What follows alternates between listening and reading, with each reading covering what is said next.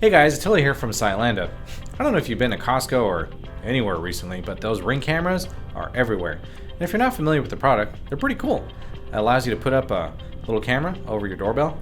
Someone rings the doorbell and it rings your phone. And you can communicate with someone at your door that way. Pretty neat, right? Uses Wi-Fi, internet, and it's also part of this community. So somebody's knocking on some doors and causing trouble, you can report that to the community and share that information everywhere. That's pretty cool, but unfortunately, as we know with any sort of internet-connected popular device, it's a target for criminals.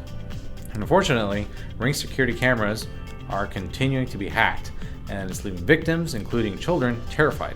Now the company and its parent Amazon are facing a lawsuit in federal court. So, here's the problem, is that the lawsuit has disclosed lots of cases of hacking that have occurred in the US, including a recent story of a hacker who communicated with an 8-year-old girl in her bedroom and claimed that he was Santa Claus. Wow. So the two companies are being sued for negligence, invasion of privacy, breach of implied contract, breach of implied warranty, and unjust enrichment. Well, that sounds pretty scary, but this is a lawsuit that was filed in the U.S. District Court for the Central District of California, and the companies have known about the insufficiency of the camera's security for some time, and this is why this is ending up in court.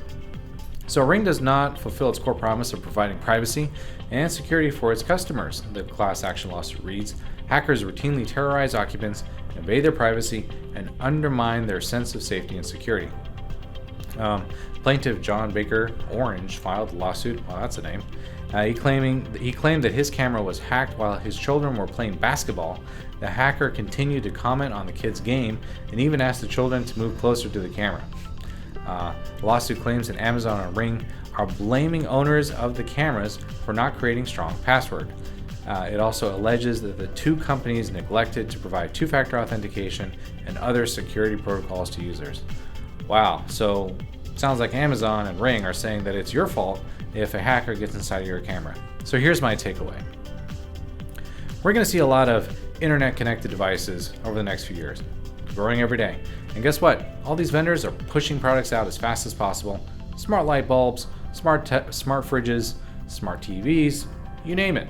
And unfortunately, in their rush to get this stuff out onto the market, they are not considering security as something that is important.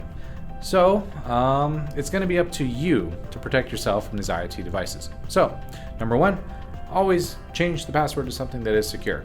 Don't use the same password that you use with your, bank account or credit card account, something like that. You don't want to do that. Not a good idea. So, number one, change the password. Number two, be wary of updates.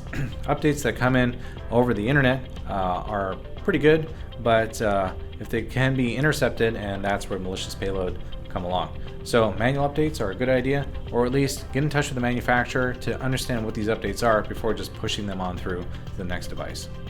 And number three, if there is some sort of online portal, be sure to keep that separate. So places like Ring and a lot of these other third-party services, they use a online database to keep track of your device and act as a kind of proxy between you and them. This makes it very easy for you to access the device from your cell phone, from a website, and see what's going on in your home, right?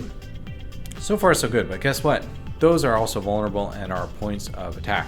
So be sure to use a unique password on that as well. And so that way, even if there is a breach at that level, it's not going to affect you personally and other services you might use. So number one, change the password on all internal devices. Number two, be wary of firmware updates and make sure you understand what is actually being updated before just saying yes to the next firmware update. And number three, be sure to check the password on that website and the one that's acting as the middleman between your devices at home and you out in the field. And if there are any sort of problems with keeping track of all these passwords, I always recommend LastPass. It's a great product. They have a free version, they have a paid version. We use the enterprise version because I think it's cool, but always recommend using a password manager that can generate these really secure passwords, save them all for you so you don't have to try to keep them all in your head. Anyways, hope that helps.